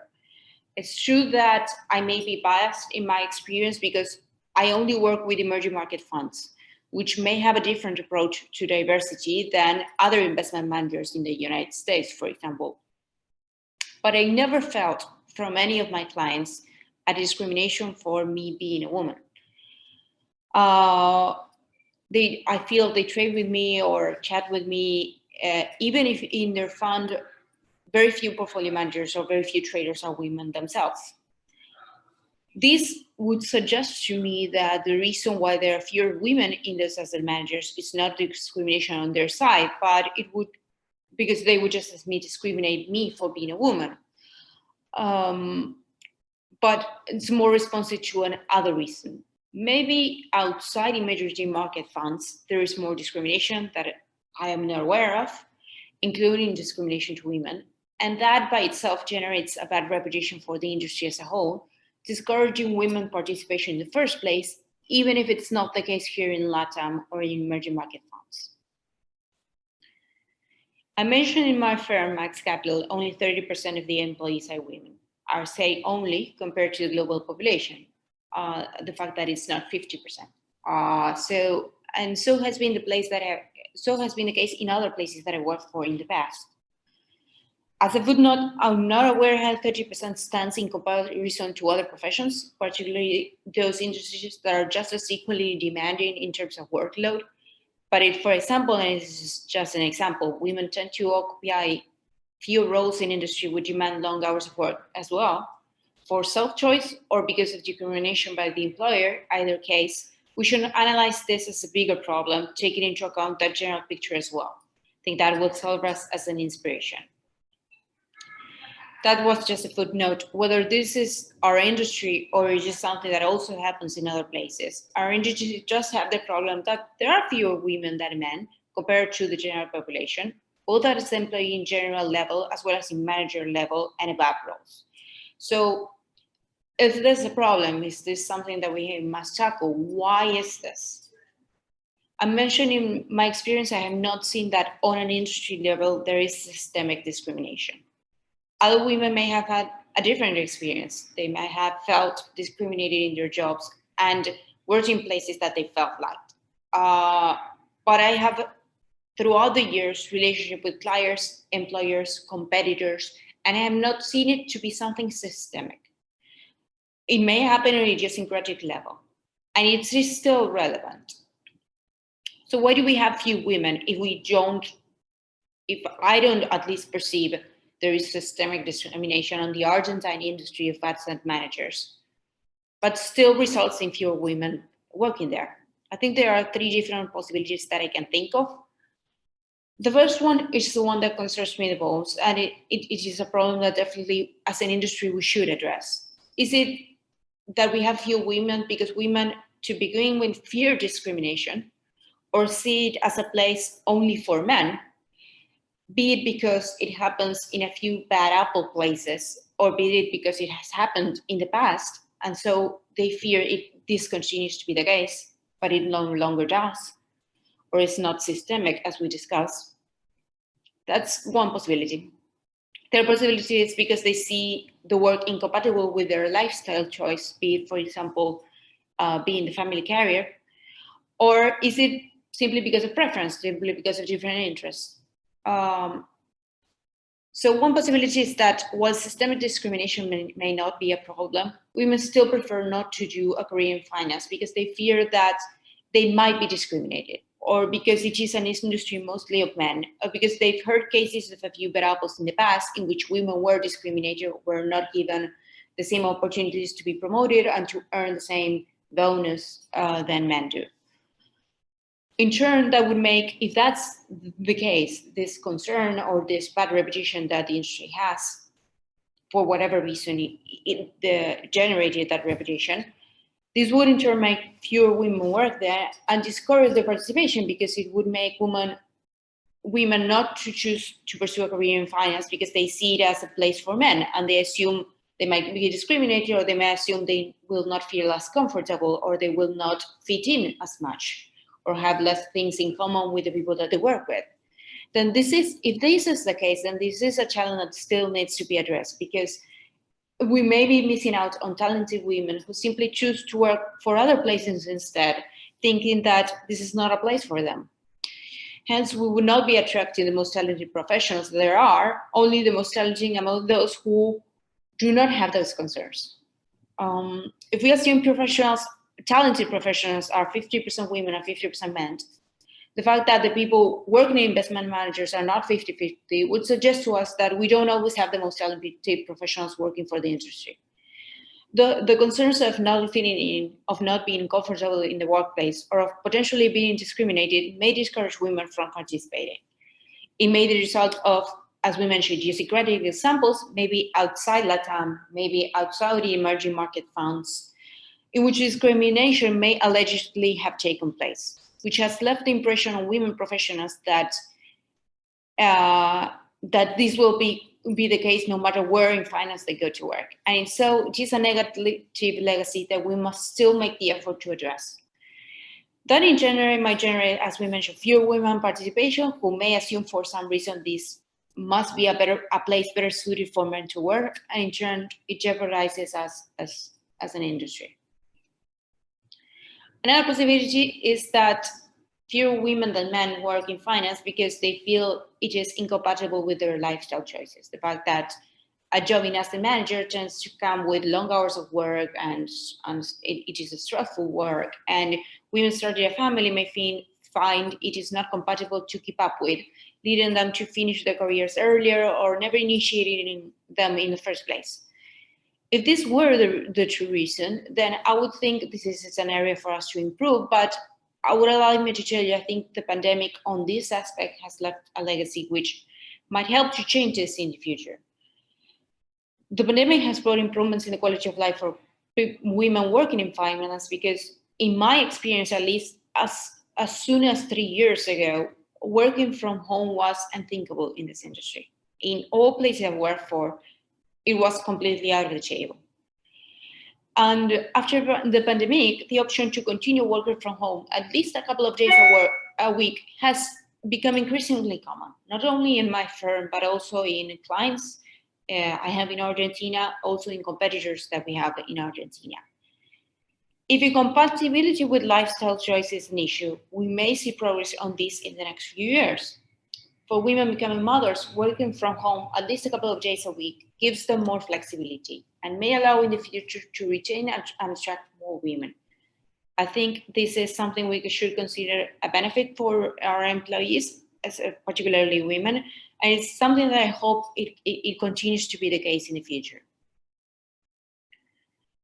A final possibility, as we discussed, is, and which one we must not ignore, is the fact that maybe to begin with, few women engage in studying finance or economics and other related majors, not necessarily because the industry discriminates, but because of a difference in interest, potentially. As I mentioned, when I was studying economics, only 15% of students were women. And that's a very low ratio. Going to the reach of whether this is the result of different interests or it is already at that stage a result of viewing a career in finance as something that is incompatible with their lifestyle, or viewing a career in finance as something that they fear discrimination on the side of the woman's choice in the future, is something that we must find out. I don't want to assume that it is the result of different interests, because they may fear incompatibility or that they don't fit in or discrimination already present when they choose the careers. And in turn, even if we want to change that right now, it generates a bottleneck in which there are few women professionals in those areas to begin with. And it is a message and a publicity that we must do to encourage women already choosing their careers to realize that that's not the case on a systemic level. The perception, if any, that as managers and finance are places only for men is something that must be changed. And so that talented women also choose to follow that career from the moment that they choose their studies. From my perspective, and based on my experience in the industry in Latin America, particularly in Argentina, does not discriminate female employees for being female.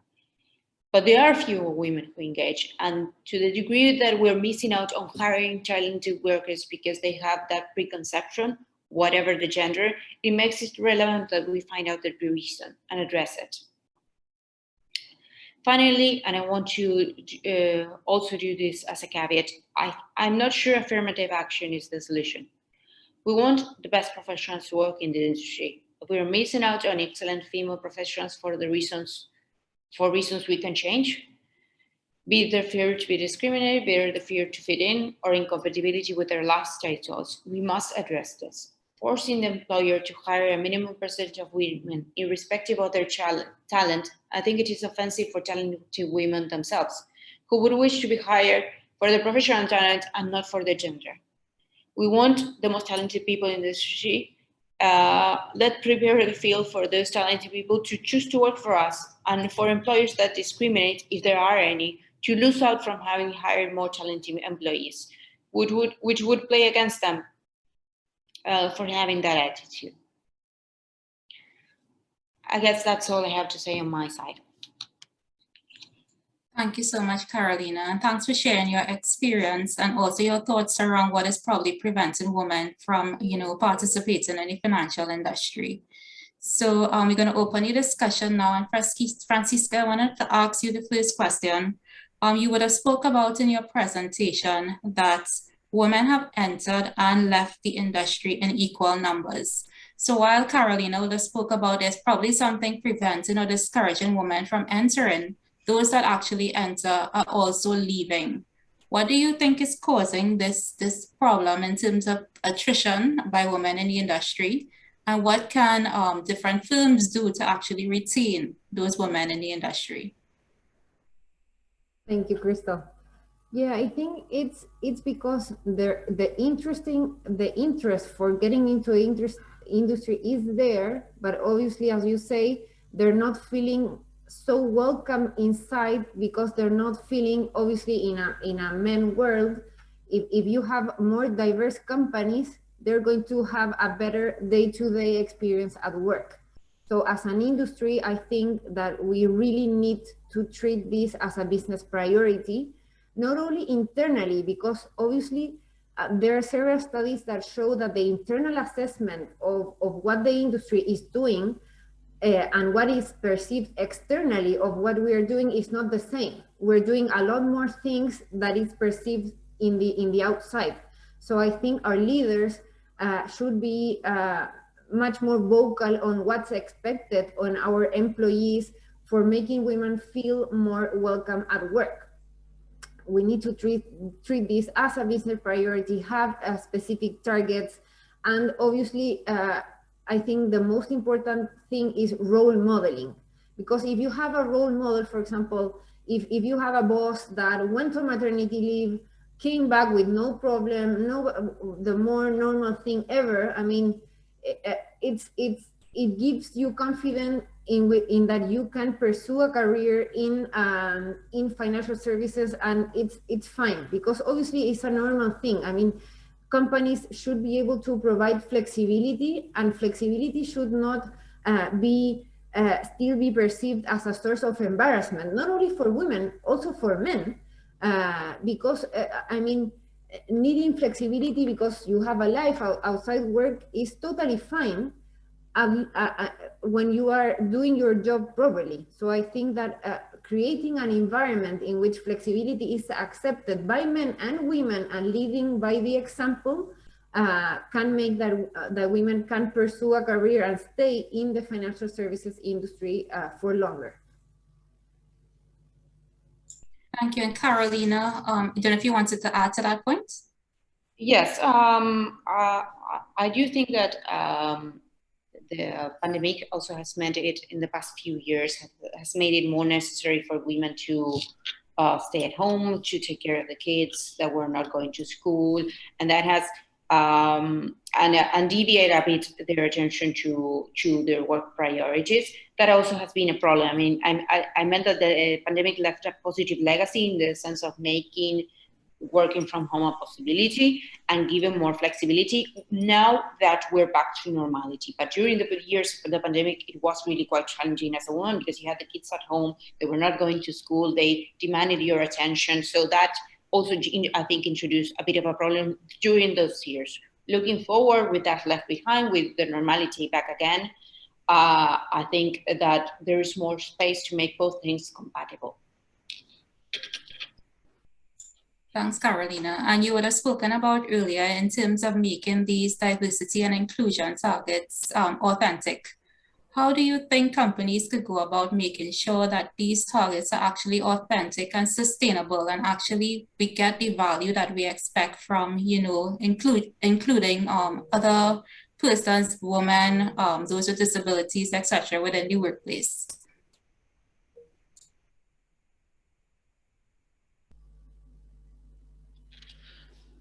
I'm sorry, Krista, could you repeat the question? I couldn't hear well. Sure. So are you hearing me now? Yes, now yes. The Wi-Fi, I think it cut a bit. What you were saying. No problem. I was asking in terms of the authenticity of, you know, diversity and inclusion. Yes. How can we as companies, or those as representatives of companies, make sure that the targets and initiatives that we are setting are really authentic and sustainable in encouraging women to work in the financial industry?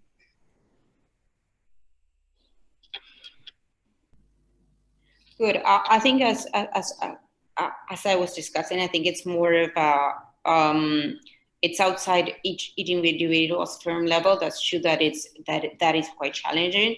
I think that, as Francisca said, one of the ways that we could change that perception or change that pre-assumption that women may have of each individual workplace is show the reality, show the fact that women do have roles here, that they do occupy manager level positions, advertise that in some way, maybe in events, maybe in talks, maybe in make sure that is being respected, and that show the women tell from their perspective what's been their experience working there, and reveal the truth, that the fact that they do feel comfortable there. That's one way. That's one way to do it. Again, respect to the rules of forcing the employer to either higher than the minimum percentage of women or whatever, I think that it ends up being discriminatory per se, because that's not really the reason that you want to hire people. You want to hire them because of their talents. I agree that if that is in fact a problem and there is an employer who is actually discriminating, then the negative consequence for that employer will end up happening because they won't be hiring the most talented employer at the end of the day. And that ends up being the punishment. It doesn't necessarily need a regulation or enforcement in terms of making sure that the employees are diverse enough. Francisca, do you want to add? Yes, I would like to add to that point that I think that to be able to that data is key for that you're asking, because if you're tracking, not only if you're following your targets, is how is the changes that you are doing impacting in the company? Because as we are financial professionals, I mean, we like numbers. So all of this is going to be reflected in numbers. So if we are able to track the data to see how we are doing and what we are doing, if it's working or if it's not working, and how are these changes impacting in the financial results of the company, obviously everything that we do is going to be sustainable because it's going to be backed by numbers. Thanks, Francisca. And earlier in your presentation, you would have spoken about, the value that is on the table from encouraging women as employees and as investors in the marketplace. So in terms of some of the new areas in investing, for instance, ESG, digital currencies, artificial intelligence, what opportunities do those create for women who are in the industry or those seeking to enter the industry? Do you want me to go, or Carolina? You could go ahead and Carolina could come in after. Right, perfect. So I think that both men and women in those new industries have the same opportunities. And that's a very good thing, because you start like from a blank page. So as those sectors are new, there's no track record that, as Carolina was saying, of bad experience, for example, inside a specific subgroup of the industry. As we are starting at the same starting point, let's say men and women, obviously having a white paper to build on there is obviously very beneficial for women and also for men in areas that they can work together in a diverse environment to start building that specific areas like ESG investing, ESG engagement, artificial intelligence, fintech, etc. So in those new areas, I mean, men and women are going to start from zero, start from scratch, and just start building from zero, basically. Yes, I think that Francisca has a very good point there. I think that we do have a problem, which comes from the point that women choose their studies and choose their careers, which is there are few economists out there. There are few people pursuing CFAs or finance or so on. So I think that it would to see a dramatic change here and to see more women engaged here, they will have to decide it from an earlier stage. So whatever is generated this perception that this is not a place for women to work, we do hope that with these messages, by promoting this, by changing the perception from a small level, from each firm doing their job, it will eventually change. So what can we as women who have gone through these different channels, these journeys, and what can we do in terms of encouraging other women to join the industry and also to promote, the growth and development of women within the financial industry?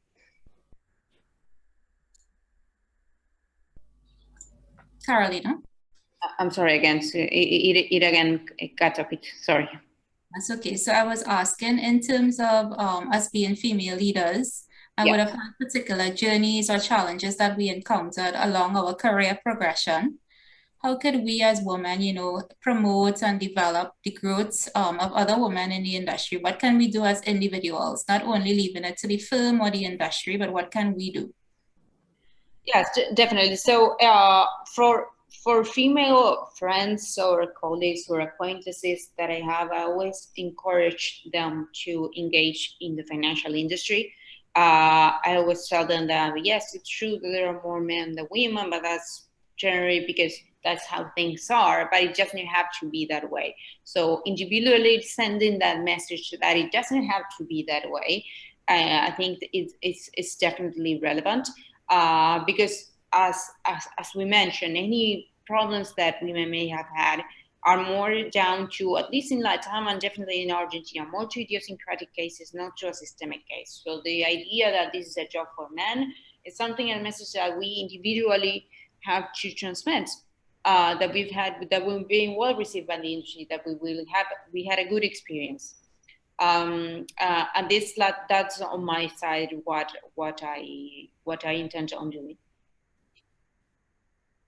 And well, it's basically the same that Carolina. I mean, if we raise our voices and we lead with the example on embracing difference between men and women and telling them publicly that we have a place into the industry, and if we have senior leaders voicing their support for this, we're obviously going to encourage younger professionals to enter to the industry, because obviously if we have a lot of plans in place, but if for example men don't use it, we're obviously not going to advance as we would like.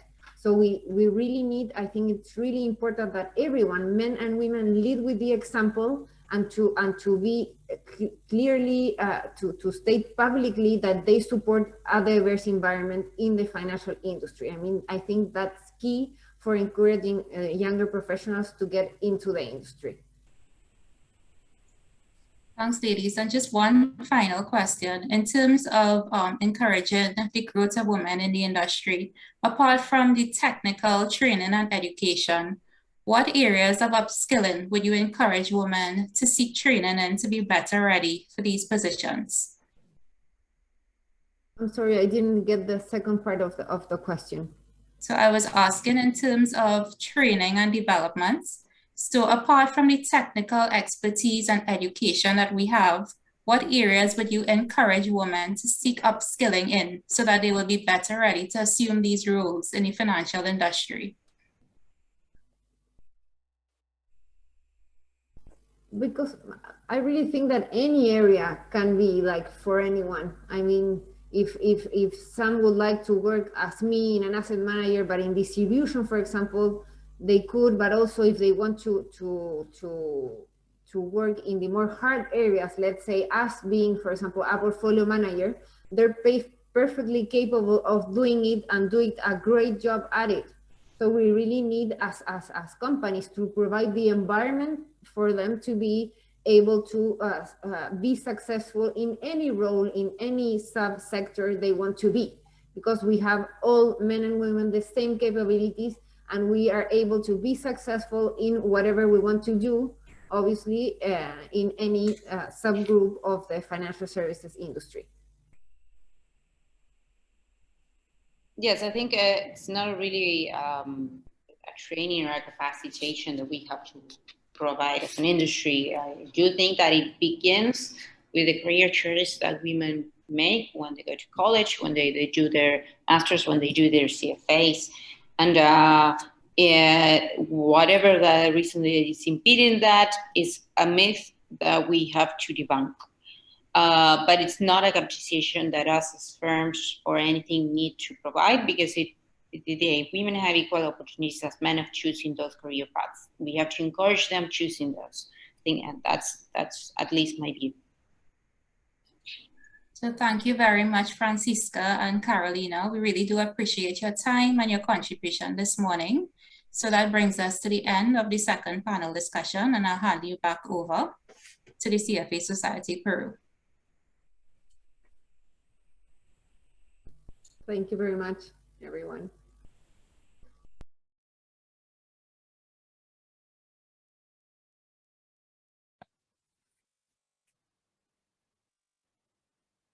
Thank you, everyone. And let me now give the closing remarks to this webinar. I'm Inigo Benguechea, and I am the Senior Director for Government Relations at CFA Institute. I'm speaking to you from our New York office, so it's a pleasure to say hi. And thanks to everyone who participated in our Women in Investment Management webinar for Latin America and the Caribbean. Their insights were very much appreciated, as we all try to drive more inclusion and gender diversity in our industry. So thank you to all the panelists and moderators. If you will allow me to put emphasis on one aspect that was mentioned today many times, is that there is broad agreement that we need more women in the investment management industry. This thinking has been backed up by significant research conducted by McKinsey and others that show diversity of thought in business leads to more informed and balanced decision-making. And so when it comes to investing, a number of studies have also revealed that men and women invest differently. Gender differences in the investment approach, perspective and experience can enhance long-term investment success. So simply put, if you would ask me what's best for the industry, I think that diverse teams are better positioned to help investors realize their goals. That's the important thing. So we take care of the investor. Finally, let me say that this webinar was the result of the collaboration among 13 CFA Institute societies across Latin America and the Caribbean. Without them coming together, this webinar would not be a reality today. And therefore, my sincere congratulations to our societies, our volunteers, and especially to Melvin Escudero and Hugh Miller for their leadership as chair and vice chair for the Region's Advocacy Council. The good news is that we're planning to do additional events this year that will focus on other topics that are important to our industry. So please stay tuned as we work together in bringing you high-profile speakers, leaders of our industry in charge of driving decision-making. With that, let me thank you again and have a good afternoon. Thank you.